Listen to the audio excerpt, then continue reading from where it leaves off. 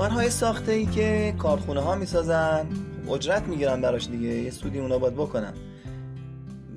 گرمی 4000 تومان شما فکر کنید بابت هر کار مثلا از ما بگیر، بابت علنگوی سینا مثلا. بعضی کارخونه ها غیر از اجرت ریالی 1% طلایی هم میگیرن. یعنی چی؟ یعنی اگر 100 گرم کار به من تحویل بده، رو ترازو 100 گرم کار رو نشون میده وزن رو، من باید به ایشون 101 گرم طلا بدم. دوباره میگم 100 گرم طلا ازش گرفتم، اما باید 101 گرم طلا بهش بدم، علاوه بر اون گرمی 4000 تومان اجرت کار که میشه 400000 تومان. 101 گرم طلا باید بدم به علاوه 400000 تومان.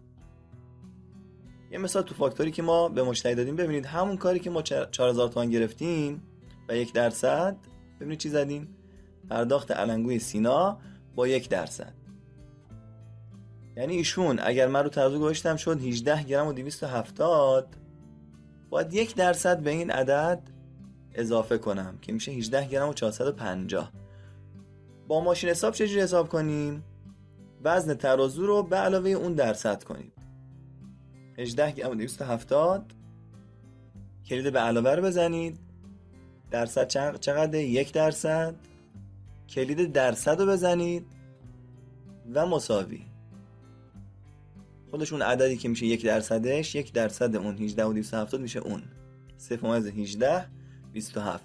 مساوی تا بزنید 1% اضافه میشه 18 گرم و 45 27 که ما تا 2 رقم بیشتر توی فاکتور نمیزنیم، اگر لازم بشه روند میکنیم.